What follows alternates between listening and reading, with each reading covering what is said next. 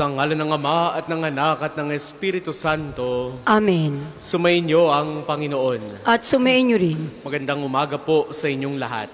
Magandang umaga din po, Padre. Welcome po sa inyo dito sa Pambansang Dambana at Parokya ni Santo Padre Pio. Tayo po ngayon ay nasa Biyernes sa ika-27 linggo sa karaniwang panahon. Sa ating pagsasama-sama sa banal na Eukaristiyang ito, inaanyayahan tayo ni Jesus na manatiling kapanalig niya.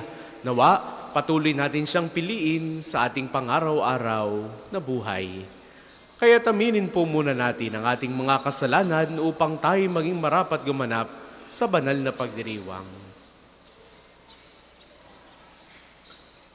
Inaamin ko sa makapangyarihang Diyos at sa inyong mga kapatid, na lubha akong nagkasala sa isip, sa salita at sa gawa, at sa aking pagkukulang. Kaya sinasamo ko sa mahal na Birheng Maria, sa lahat ng mga anghel at mga banal, at sa inyong mga kapatid, na ako'y panalangin sa Panginoong ating Diyos. Kaawaan tayo ng makapangyarihang Diyos, patawarin tayo sa ating mga kasalanan, at patnubayan tayo sa buhay na walang hanggan. Amen.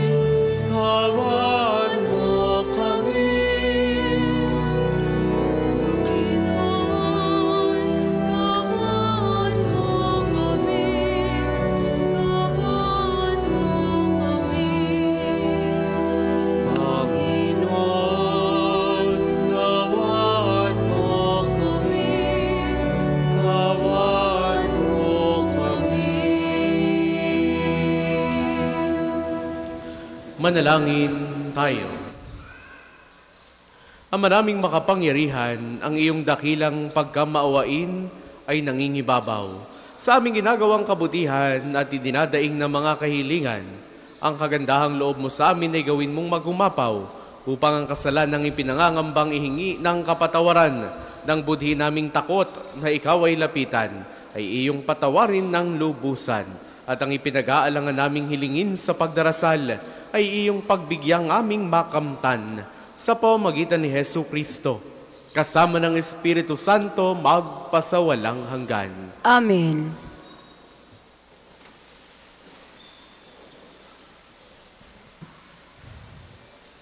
Pagbasa mula sa aklat ni Propeta Joel.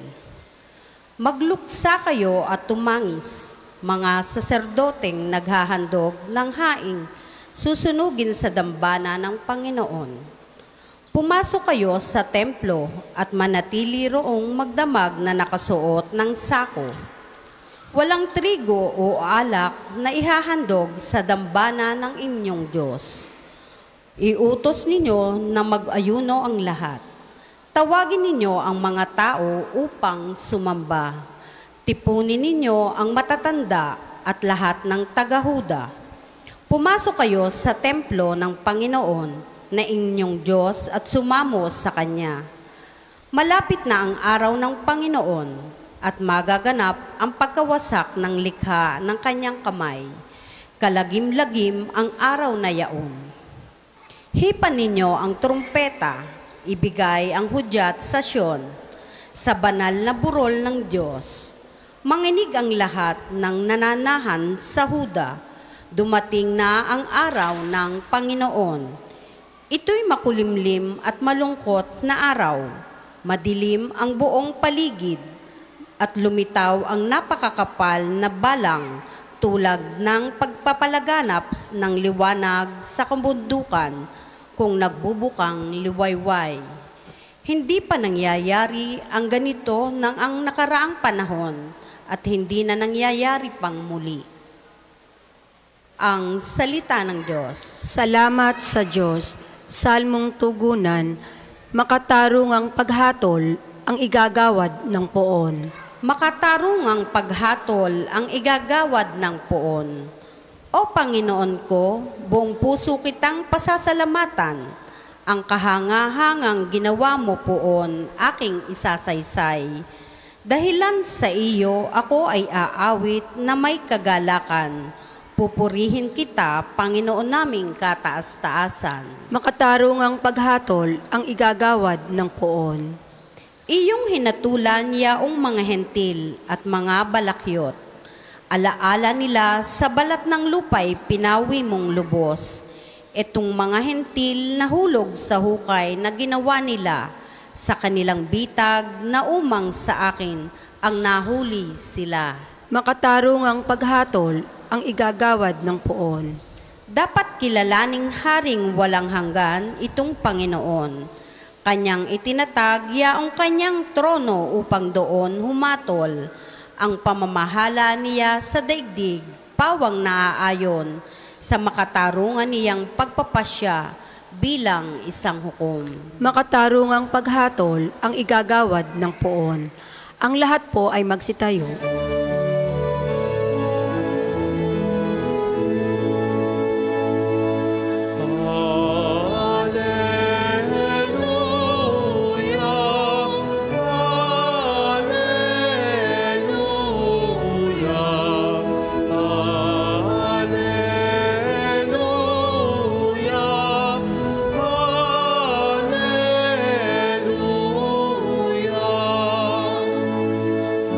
Si Kristo ay tinampok, sa Kanya tayo'y dumulog, kasamaan ay natapos.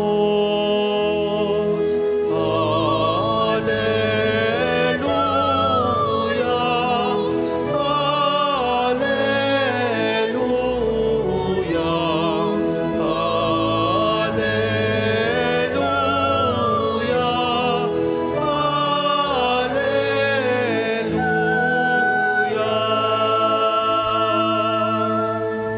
Sumainyo ang Panginoon. At sumainyo rin. Ang mabuting balita ng Panginoon ayon kay San Lucas. Papuri sa iyo, Panginoon.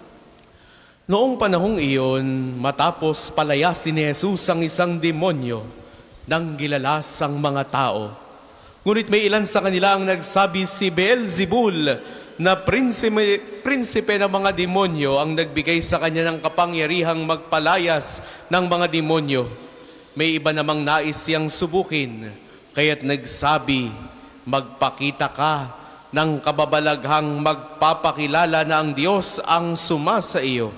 Ngunit batid ni Jesus ang kanilang iniisip, kaya't sinabi sa kanila, babagsak ang bawat kahariang nahahati sa magkakalabang pangkat at mawawasak ang mga bahay roon. Kung maghihimagsik si Satanas laban sa kanyang sarili, paano mananatili ang kanyang kaharian? Sinasabi ninyong nagpapalayas ako ng mga demonyo sapagkat binigyan ako ni Beelzebul ng kapangyarihang ito. Kung ako'y nagpapalayas ng mga demonyo sa pamamagitan ni Beelzebul, sino naman ang nagbigay ng kapangyarihang sa inyong mga tagasunod na makagawa ng gayon? Sila na rin ang nagpapatunay na maling-mali kayo. Ngayon, kung ako'y nagpapalayas ng mga demonyo sa pamamagitan ng kapangyarihan ng Diyos, nangangahulugang dumating na sa inyo ang paghahari ng Diyos. Kapag ang isang taong malakas at nasasandatahan ay nagbabantay sa kanyang bahay, malayo sa panganib ang kanyang ari-arian. Ngunit kung salakayin siya at taluni ng isang taong higit na malakas, sasamsaman nito ang mga sandatang kanyang inaasahan at ipamamahagi ang ari-ari ang inagaw. Ang hindi panig sa akin ay laban sa akin, at nagkakalat ang hindi tumutulong sa aking mag-ipon. Kapag lumabas na mula sa taong ang isang masamang espiritu, ito'y gumagala sa mga tigang na lugar at naghahanap ng mapagpapahingahan. Kung walang matagpuan, ay sasabihin nito sa sarili, babalik ako sa bahay na aking pinanggalingan. Pagbabalik ay matatagpuan niyang malinis na ang bahay at maayos. Kaya lalabas siyang muli at magsasama ng 7 pang espiritong masasama kaysa kanya at papasok sila at paninirahan doon. Kaya't sumasama kaysa dati ang kalagayan ng taong iyon. Ang mabuting balita ng Panginoon. Pinupuri ka namin, Panginoong Heso Kristo. Sa inyo pong lahat na naririto at nakikibahagi sa ating banal na pagdiriwang, sa mga sumasama po sa atin sa pamamagitan ng ating Facebook Live, sa inyo po, minamahal naming mga peregrino ng pag-asa, ngayon pong taon ng Hubileo, muli, magandang umaga sa inyong lahat. Tayo ba'y kakampi ni Jesus o kalaban ni Jesus? This is the basic question that the gospel for today is throwing at us. Are we for Jesus or are we against Jesus? Ang sabi ni Jesus sa mabuting balita, ang hindi panig sa akin ay laban sa akin at nagkakalat ang hindi tumutulong sa aking mag-ipon. Ngayon pong araw, nagpakita na ng tunay na kulay ang mga Pariseo. Their motive was to discredit Jesus. Gusto nilang siraan si Jesus at gusto nilang mahulog si Jesus sa kanilang patibong. Kaya nga, samot-saring bagay ang kanilang inaakusa kay Jesus. Sinasabi nilang si Jesus ay prinsipe ng mga demonyo. Si Jesus ay pinuno ng kampon ni Satanas and so on and so forth. No? Kaya naman, sa mabuting balita na napakinggan po natin ngayong umagang ito, Jesus spoke of the finger of God, yung kamay ng Diyos. Tingnan nga natin ang ating mga kamay. Maaaring mayroon diyang mga guhit, no? At sinasabi nating, ano kaya yung guhit ng palad? Ikaw ba'y suswertehin? O kaya naman ay, ikaw ba'y magiging asensado sa buhay? Yun yung pagkakalarawan natin sa guhit ng palad. Kaya nga meron sa ating mga nahihirati at nahuhumaling na lumalapit sa mga fortune tellers, mga albularyo na nagsasabing ito ang mangyayari sa iyo. Ikaw ay magkakaroon ng asawa o ikaw ay makakapunta sa abroad at marami pang iba. Pero gayon pa man, ngayong araw, ipinakikita sa atin na ang atin nawang mga kamay ay maging kamay ng Diyos. Dalawang bagay. Una, with Jesus on our side, we are strong. Kung tayo pumapanig kay Jesus, tayo magiging matibay. And vice versa. Kung pumapanig din sa atin si Jesus, tayo magiging malakas. Automatic na naman yon. Si Jesus, ang hangad lang naman niya sa atin ay kabutihan. Si Jesus, ang gusto niya tayo ay mapalapit sa Kanya. Ayaw niyang tayo mapapahamak. Ayaw niyang tayo masasaktan. Kaya muli tayong tinatanong, tayo ba'y sumasapi sa Kanya? Tayo ba'y kumakampi sa Kanya? Kung gusto nating maging matagumpay, kung gusto natin talagang swertihin, lumapit at kumapit tayo kay Jesus. Hindi sa albularyo. Hindi sa mga nagbabasa ng palad. Hindi natin iniaasa ang lahat sa guhit ng kapalaran o guhit ng palad. Kung tayo kumikilos ayon sa kagustuhan ng Diyos, kung hinahayaan natin ang Diyos na gamitin niya ang ating mga kamay para sa gawang kabutihan, we can always remain with Jesus. We can be successful. We can become the best version of ourselves. Tayo nawa ay pumanig kay Jesus. Sa parehong diwa, ikalawang bagay, kung tayo'y sumusunod kay Jesus, kung tayo'y gumagawa ng kanyang mga kagustuhan, we can wrongly be accused. We can be ridiculed. Gaya ng nangyari mismo kay Jesus. Kita ninyo, samot-sari ang inaakusa sa kanya ay Prinsipe yan ng mga demonyo.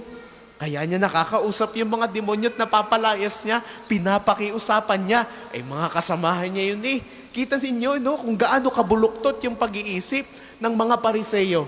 They are accusing Jesus of something that is solely against Jesus. Yun ay malinaw na pagtuligsa sa pagka-Diyos ni Jesus. Kaya mga minamahal kong kapatid, tayo rin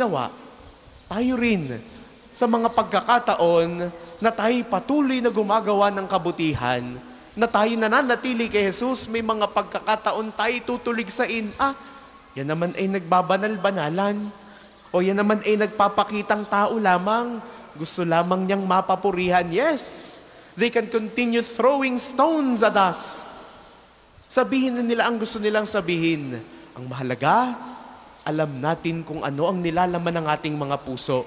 Kaya ngayong araw, tinatawag tayo ng Diyos na nawa magamit niya ang ating mga kamay patungo sa kabutihan, patungo sa kung ano ang banal, patungo sa kung ano ang makadiyos. Kaya ngayong araw na ito, upang manatili tayong kapanalig niya, upang manatili tayong matagumpay, upang manatili tayong swerte. In a sense, hindi dahil sa guhit ng palad, hindi dahil sa kapalaran, kundi tayo kakampi ni Jesus. Kaya, ngayong araw, tinatanong niya tayo ng tahasan. Tayo ba'y kakampi niya o kalaban niya? Hinahamon niya tayo. Manatili nawa tayong kapanalig ni Jesus. Para po sa mga maghahandog ng sobre, pakihulog na lamang po sa buslo.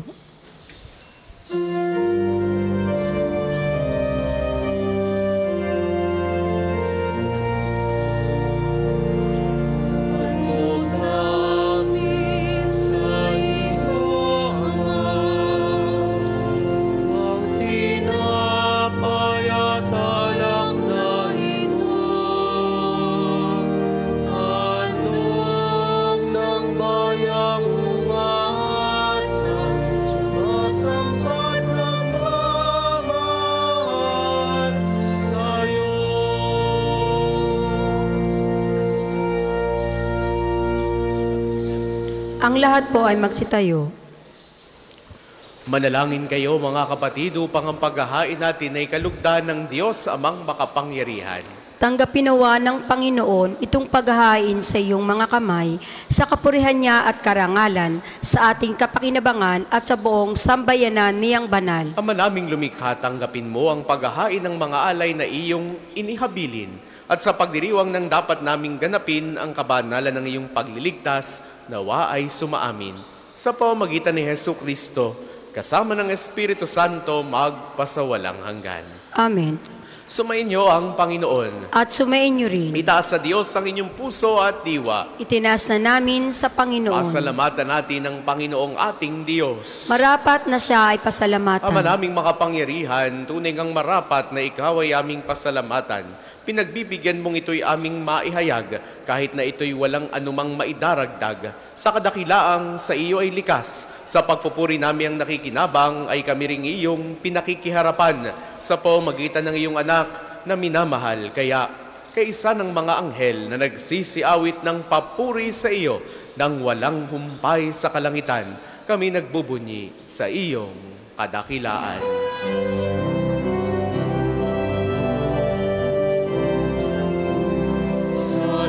Santo, Santo, Panginoong Diyos ng mga hukbo, namumuno ang langit at lupa, nakadakilan mo. Hosana, Hosana, sa kaitaasan,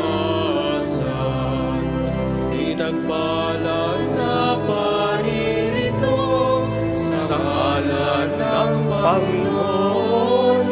Hosana, Hosana, sa kaitaasan.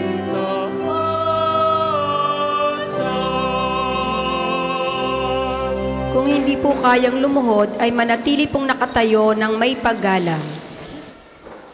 Ama naming banal, ikaw ang bukal ng tanang kabanalan. Kaya't sa pamamagitan ng iyong Espiritu, gawin mong banal ang mga kaloob na ito upang para sa aming maging katawan at dugo ng aming Panginoong Jesucristo.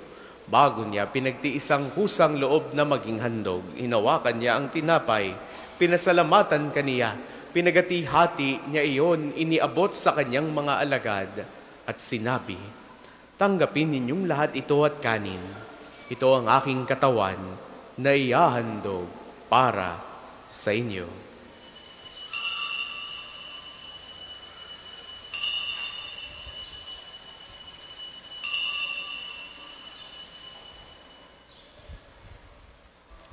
Ngayon din naman, noong matapos ang hapunan, hinawakan niya ang kalis, muli kanyang pinasalamatan, iniabot niya ang kalis sa kanyang mga alagad at sinabi, "Tanggapin ninyong lahat ito at inumin. Ito ang kalis ng aking dugo ng bago at walang hanggang tipan. Ang aking dugo na ibubuhos para sa inyo at para sa lahat sa ikapagpapatawad ng mga kasalanan. Gawin ninyo ito sa pag-alala sa akin."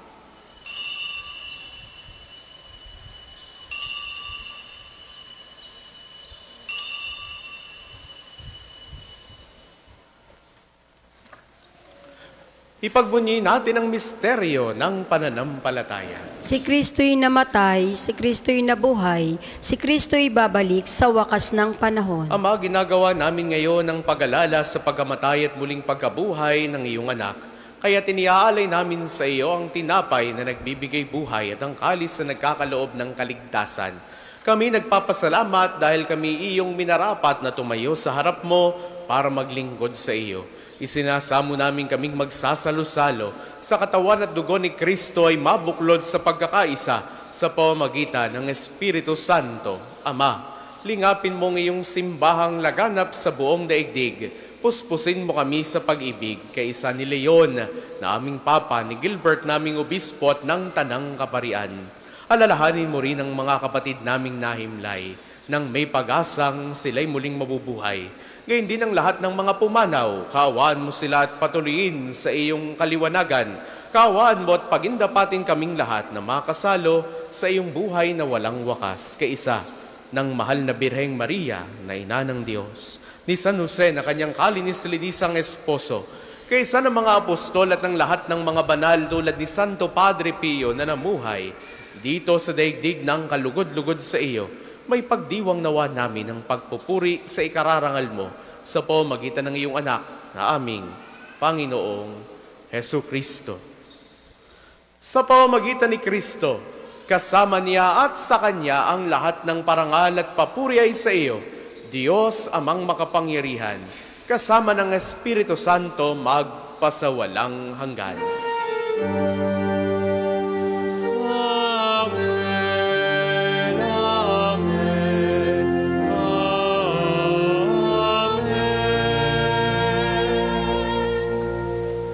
Sa tagubili ng mga nakagagaling na utos at turo ni Jesus sa Panginoon natin na Diyos, ipahayag natin ng lakas loob.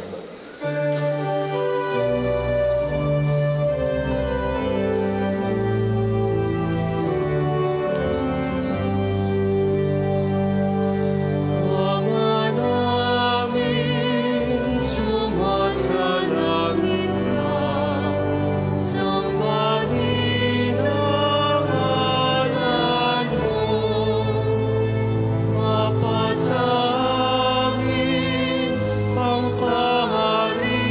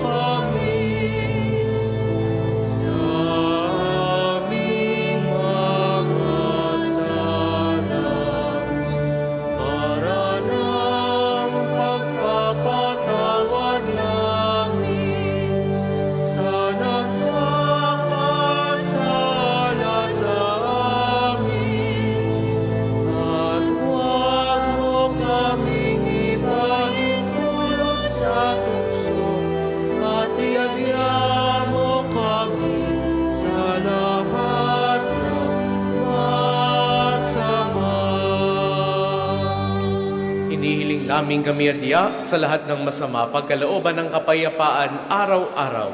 Iligtas sa kasalanan at ilayo sa lahat ng kapahamakan. Samantalang aming pinananabikan ang dakilang araw ng pagpapahayag ng tagapagligtas namin, si Hesu Kristo. Sapagkat iyong kaharian at ang kapangyarihan at ang kapulihan magpakailanman. Amen. Panginoong Jesucristo, sinabi mo sa iyong mga apostol, kapayapaan ang iniiwan ko sa inyo. Ang aking kapayapaan ang ibinibigay ko sa inyo. Tunghayan mo ang aming pananampalataya, tuwag ang aming mga pagkakasala. Pagkalooban mo kami ng kapayapaan at pagkakaisa, ayon sa iyong kalooban. Kasama ng Espiritu Santo, magpasawalang hanggan. Amen. Ang kapayapaan ng Panginoon ay laging sumainyo. At sumainyo rin. Magbigayan kayo ng kapayapaan sa isa't isa. Peace be with you. Kordero ng Diyos na nag-aalis ng mga kasalanan ng sanlibutan, maawa ka sa amin. Kordero ng Diyos na nag-aalis ng mga kasalanan ng sanlibutan, maawa ka sa amin. Kordero ng Diyos na nag-aalis ng mga kasalanan ng sanlibutan, ipagkaloob mo sa amin ang kapayapaan. Kung hindi po kayang lumuhod, ay manatili pong nakatayo ng may paggalang.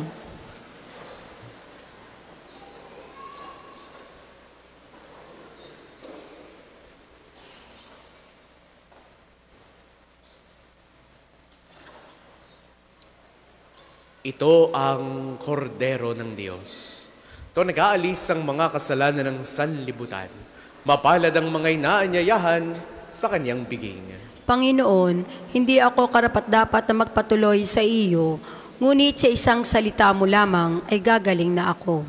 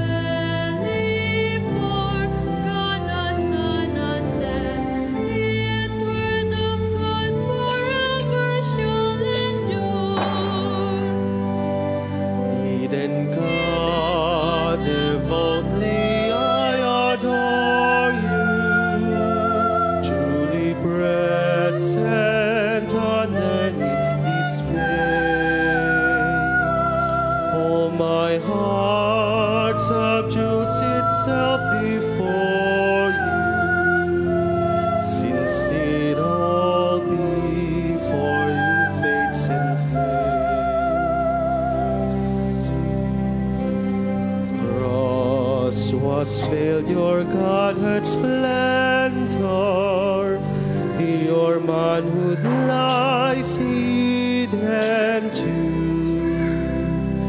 Unto both alike my faith I render, and as to the contrite I sue.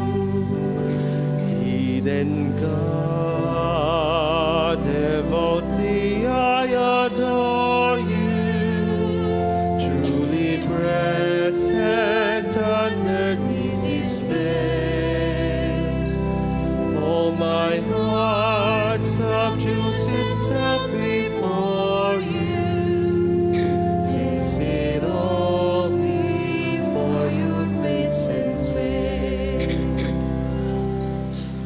Ang isasagawa pong second collection ay ginagamit para sa patuloy na pagpapaunlad ng parokya at pambansang dambana ni Santo Padre Pio at para sa mga pangangailangan ng matatanda at may sakit na mga pari ng Archdiocese ng Lipa.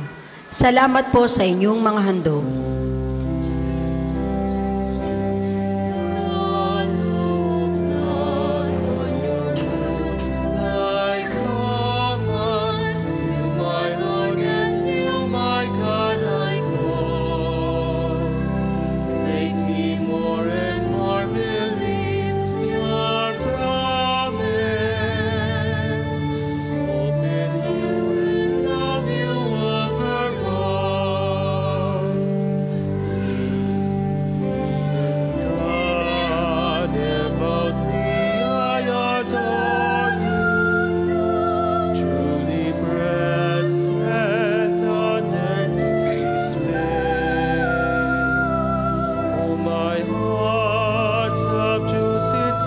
Before you, since it all before you fades and fades.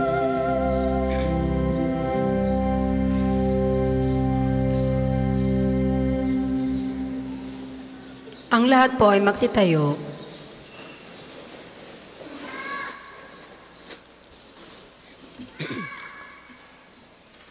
Manalangin tayo. Ama naming mapagmahal, ipagkaloob mong sa pagsasalo namin sa pagkain-inuming banal, kami ay maging katawan ni Kristo na aming pinakinabangan. Sa pamamagitan niya, kasama ng Espiritu Santo, magpasawalang hanggan. Amen. Sama-sama po nating dasalin ang mga sumusunod na panalangin. Panalangin ng pagtitiwala kay Santo Padre Pio. Padre Pio, taga Pietrelcina, Mongheng Banal, Pintakasing Santo ng milenyong kasalukuyan, gabay namin sa pagtahak sa landasing makalangit, takbuhan sa pangangailangan, huwaran ng pagtitiis. Sa iyo namin inilalapit aming mga kagipitan, sa iyo po'y binibilin kalusugan at kabuhayan.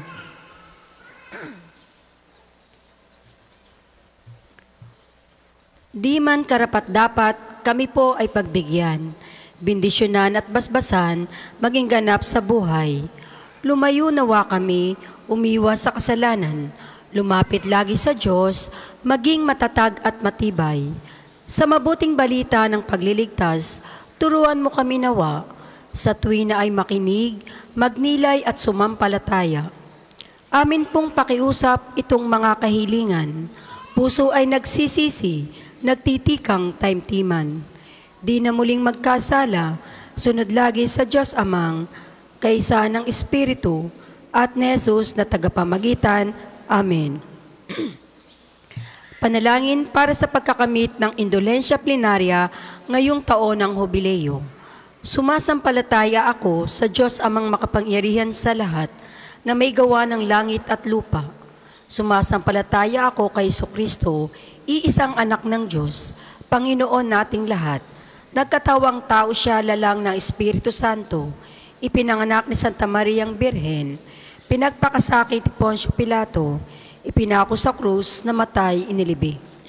Nanaog sa kinaroroonan ng mga yumao, nang may 3 araw, nabuhay na maguli, umakyat sa langit, naluklok sa kanan ng Diyos amang makapangyarihan sa lahat.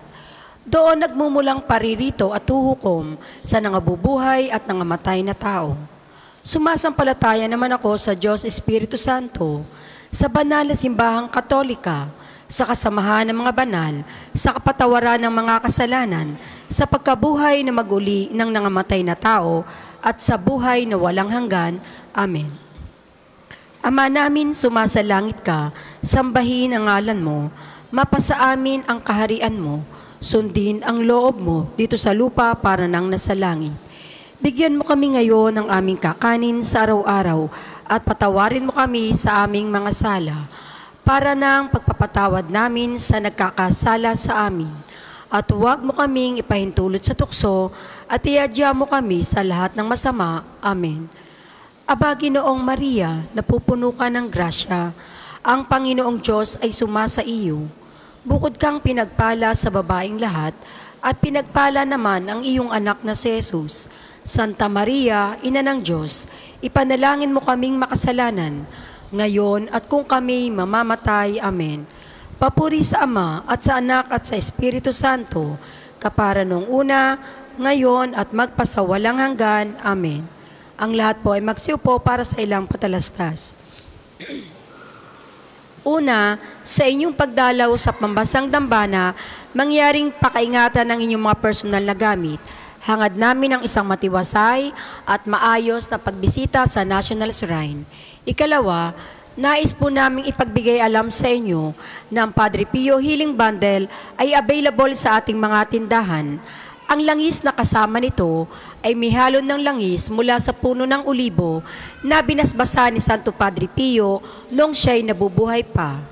Naway maging daan ang ating healing bundle sa pagkakamit ng kagalingan mula sa Diyos. Ikatlo, nakahanda na po sa bandang unahan ng ating main church ang paglalagyan ng mga sobreng may pangalan ng inyong mga mahal na yumao. Sila po ay ating ipagnunubena mula ika-1 hanggang ika-9 ng Nobyembre at buong buwan nating ipagdarasal ang kapayapaan ng kanilang kaluluwa. Makipag-ugnayan lamang po kayo sa ating mga tagapaglingkod para sa mga sobre.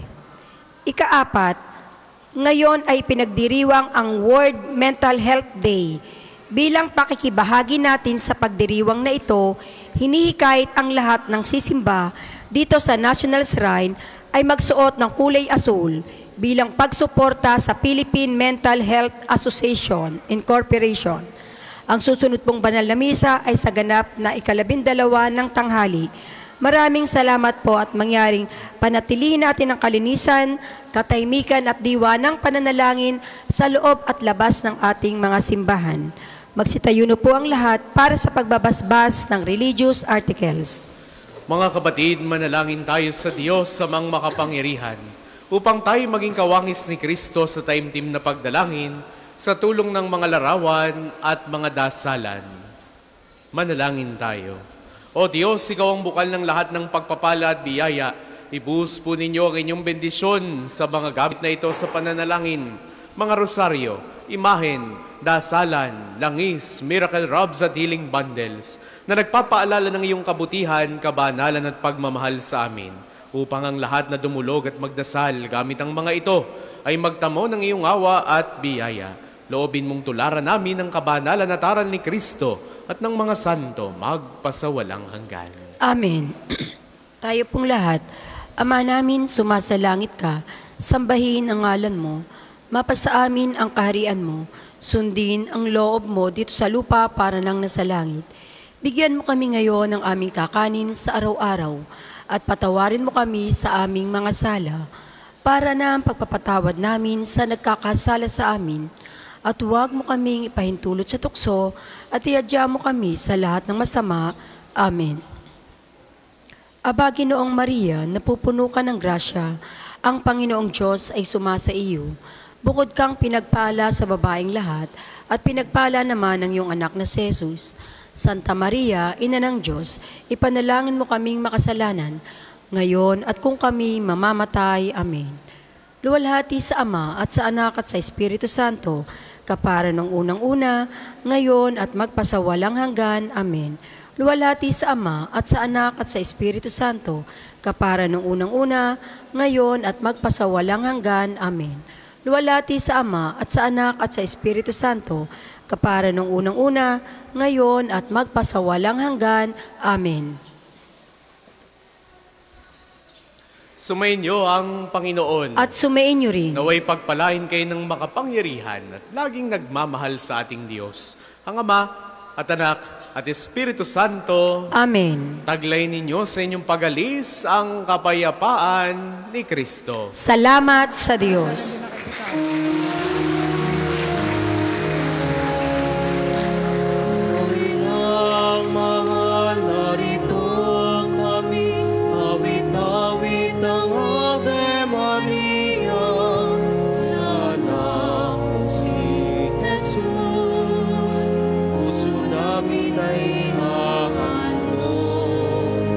Ihatid mo kami sa langit na